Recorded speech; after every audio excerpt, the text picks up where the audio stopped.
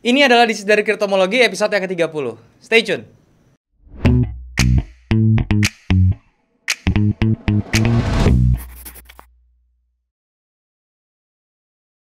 Halo guys, balik lagi sama gue Daryl di This is dari channel. Dan hari kita masuk ke segmen This is dari Cryptomology. Ini adalah segmen membahas tentang cryptocurrency, terutama adalah Bitcoin, Ethereum, dan juga altcoin lainnya. Tapi sebelum gue mulai, gue mau ingetin buat kalian belum punya grup trading, kalian bisa join di grup trading gue di aplikasi Discord. Linknya ada di bawah. Kalian tinggal klik link tersebut buat join, dan kemudian kita bisa langsung diskusi bareng di sana. Gue gak pernah punya grup lain selain di Discord. Jadi kalau misalnya ada mengatasnamakan gue di platform lain seperti Telegram, Facebook, dan juga Instagram, menawarkan investasi dalam bentuk apapun, harap hati-hati, itu adalah penipuan. Gue gak pernah punya jasa investasi atau titip dana dalam bentuk apapun. Jadi kalau misalnya kalian disuruh transfer, jangan transfer karena itu adalah penipuan. Hari ini kita akan bicara tentang yang namanya cryptocurrency lagi, teman-teman ya. Dan seperti yang kita tahu, Bitcoin itu mengalami koreksi ya. Sekarang itu di tanggal hari ini, teman-teman ya, di hari Rabu, teman-teman ya, di tanggal 24 November 2021. Sekarang Bitcoin itu berada di level 56 ribuan. Tepatnya di 56.700-an ya teman-teman ya. Dan ini merupakan koreksi yang cukup lumayan dari sekitar 2 minggu lalu teman-teman ya. Masih bergerak koreksi.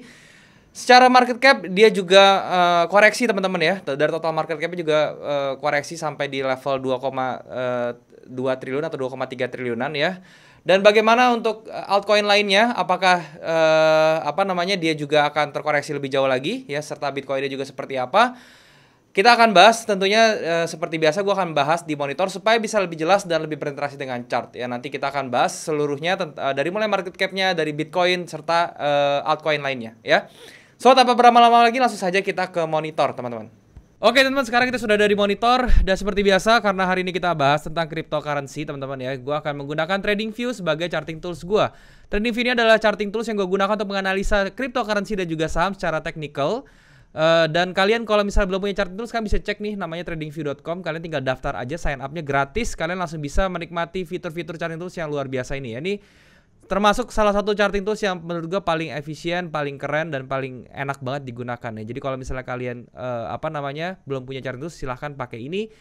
Dan kalau misalnya kalian butuh fitur-fitur yang lebih pro lagi, seperti indikatornya makin banyak, terus fitur untuk backtestnya lebih detail lagi, kalian bisa coba daftar yang pro-nya ya. Linknya ada di bawah, kalian tinggal klik link tersebut buat daftar yang pro, sehingga kalian langsung bisa menikmati fitur-fitur yang lebih bagus gitu ya, maksudnya lebih lengkap. Oke? Nah, ini adalah seperti biasa yang kalian lihat di depan ini adalah chart dari Bitcoin ya. Sekarang kita ke total dulu deh ya. Gue akan bahas semua dari market cap dulu teman-teman ya. Market cap ini adalah jumlah uang yang berputar di cryptocurrency secara keseluruhan ya. Jadi gue akan bahas dulu. Nah, kalau misalnya kalian perhatikan, memang Bitcoin itu dari 2 minggu lalu tuh terkoreksi teman-teman. Dari market capnya juga kelihatan ini dari tanggal 10 November sampai ke hari ini dia masih terkoreksi, masih belum ada pergerakan. Terutama dari seminggu yang lalu ya, dari tanggal 17 itu masih sideways aja di level 2,4 sampai ke 2,6 ya, segitu-segituan aja. Nah, sekarang gimana? Apa yang akan terjadi untuk market cap-nya ya? Seperti yang kita tahu ya, ini sekarang market cap ini memang berada di area support ya, yang mana ini kan tadinya resistansi yang lumayan oke, kemudian dia sekarang merangkap jadi support ya, bergerak jadi support. Nah, ini kalau ditembus kemana, ke daerah mana, dan di bawahnya kalau misalnya kalian perhatikan teman-teman ya, ini juga ada area demand teman-teman ya. Ini yang tidak bisa kita lewatkan dari angka 2,2 sampai 2,63 ya.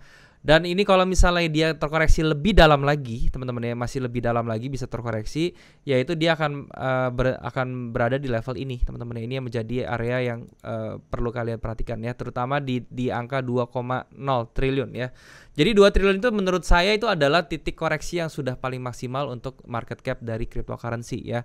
So, itu terserah kalian mau bagaimana manajemennya. Kalau saya pribadi sih, kalau dia terkoreksi lagi sampai 2,3an, itu saya sudah mulai averaging.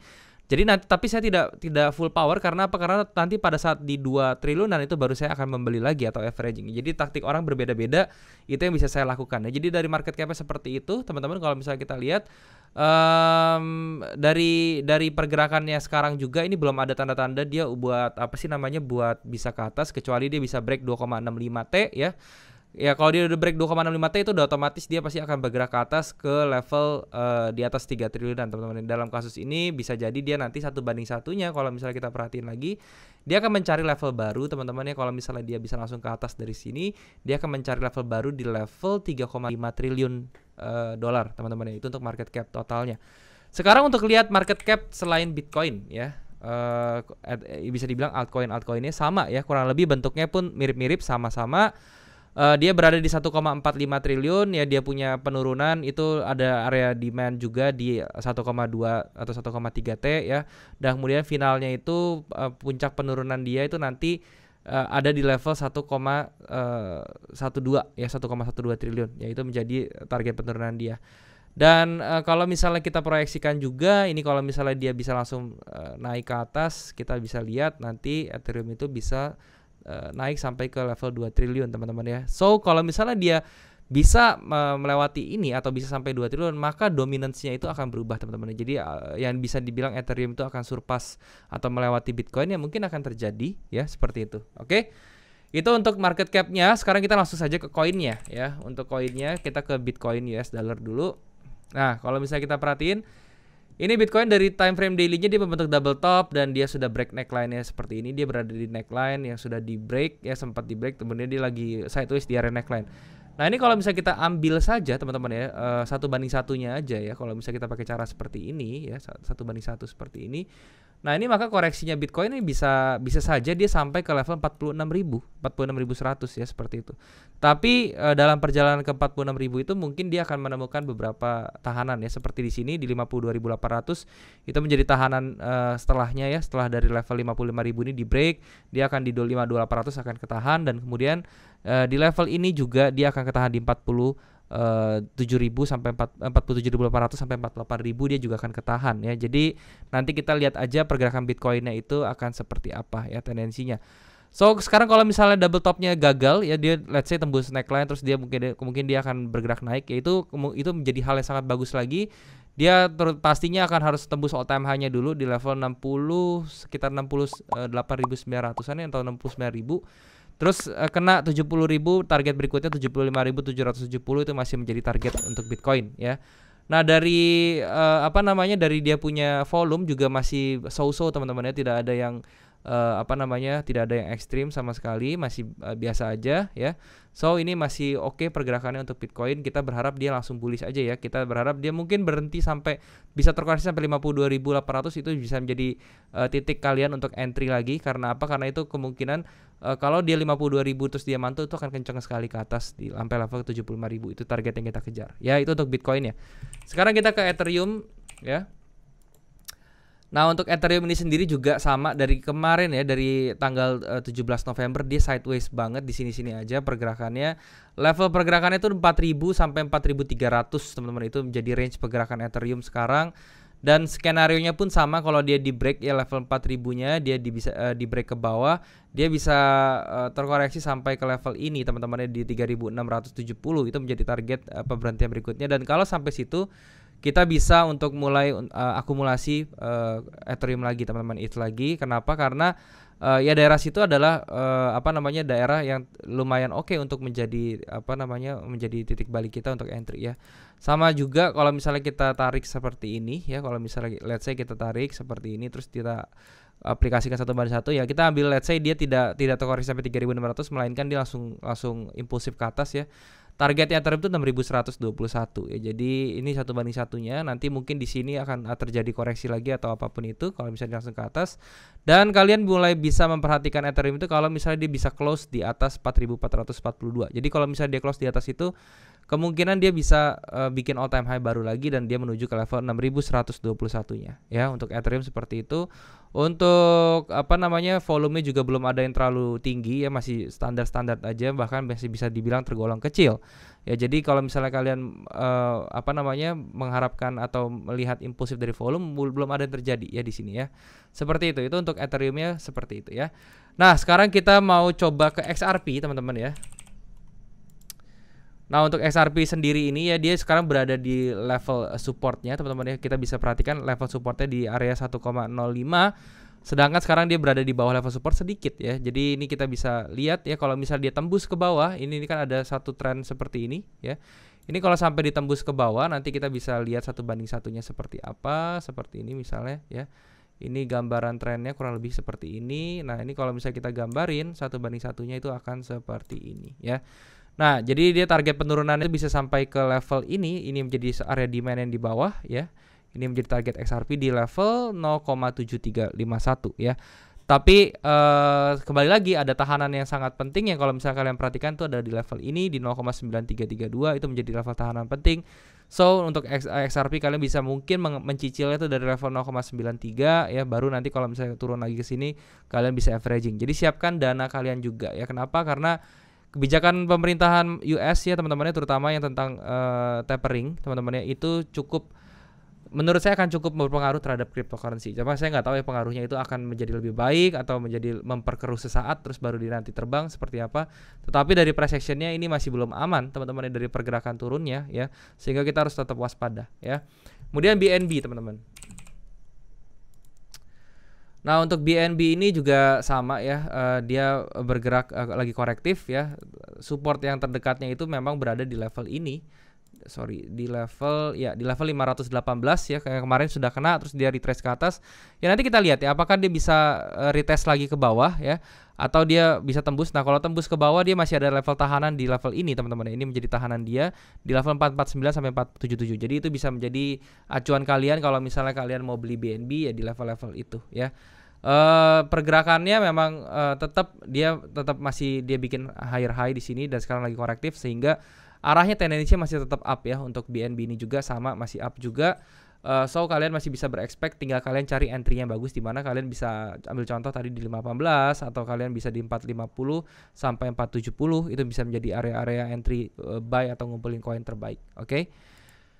Berikutnya teman-teman kita akan coba lihat si Cardano teman-teman ya.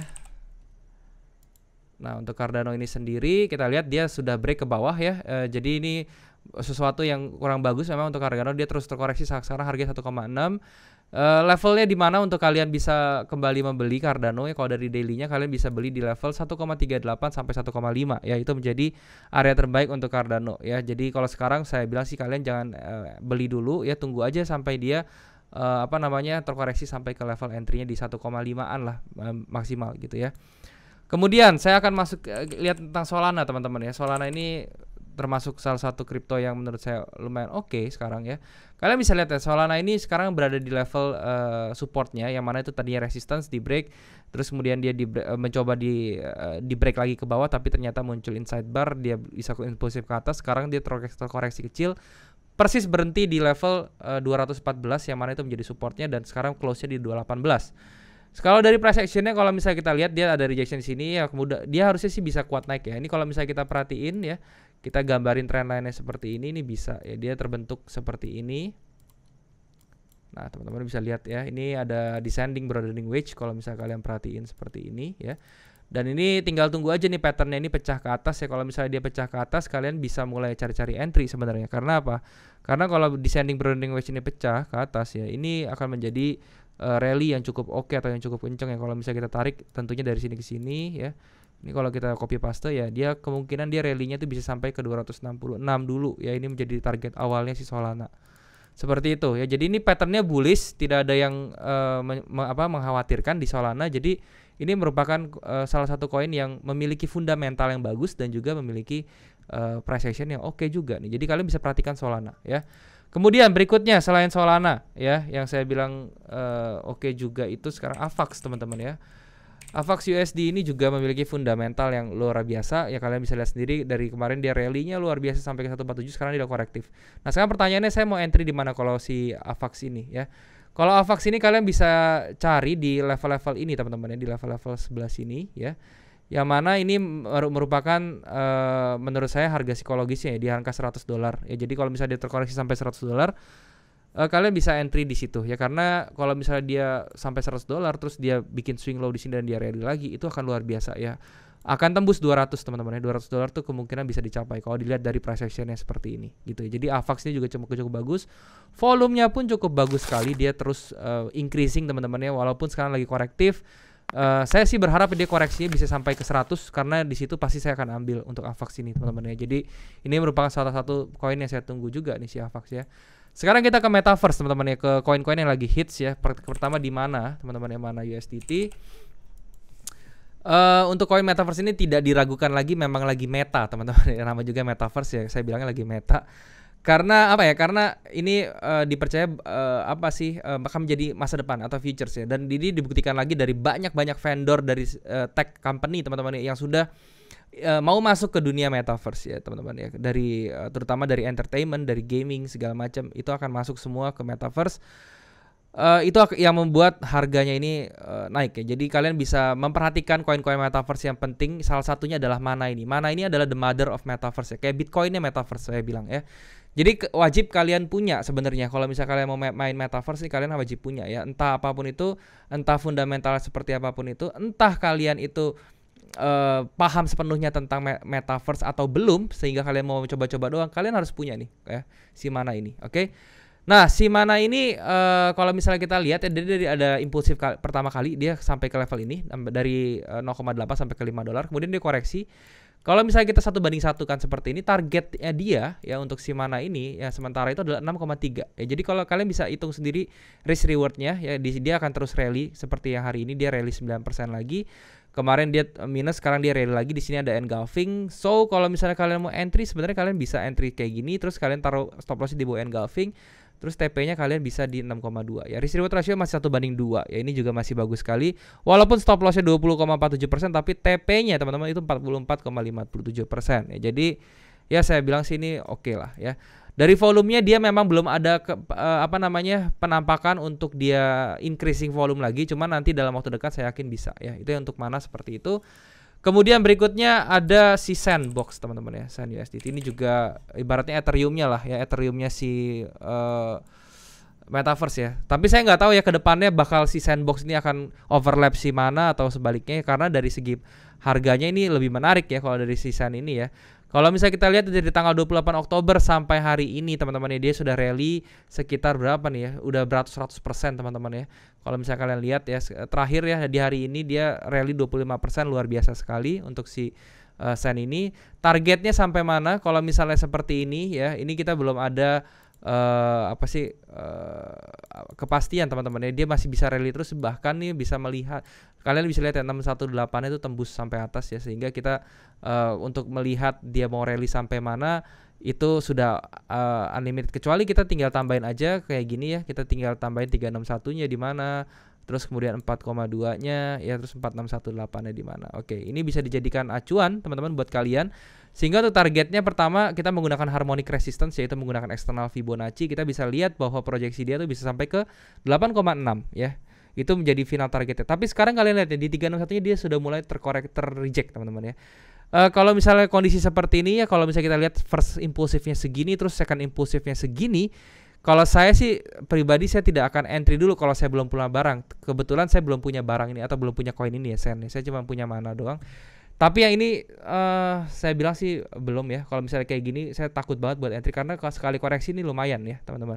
Jadi lebih baik saya tunggu koreksi sampai dia ke level 4 teman-teman ya, 4,3 ya, syukur-syukur bisa sampai 4,3 ya, atau ke $5 lah. Itu baru kalian bisa siap-siap untuk entry itu nanti, karena dari situ risk rewardnya akan menjadi lebih lumayan daripada yang lain gitu. Oke. Itu dari metaverse-nya. Kemudian satu lagi dari metaverse yang kalian bisa lihat, engine ya. Ya ini engine coin teman-teman ya. Engine coin ini juga metaverse teman-teman. Kalian juga bisa cek ya. Lihat ya, metaverse itu semua price action-nya oke banget ya. Kalian lihat di sini ada high yang sudah di break ya di level 3,5, dan dia sekarang lagi rally ke atas. Semuanya dia punya volumenya juga bagus sekali ya teman-teman ya. Dan ini harganya juga masih oke. Kalau misalnya kita lihat 1:1-nya ini masih bisa diukur teman-teman seperti ini. Kalian bisa ukur kayak begini. Kemudian kalian tarik ya 1:1-nya begini kira-kira kurang lebih ya. Targetnya masih sampai ke 4,7, 4,8 ya, which is itu tidak terlalu oke sebenarnya.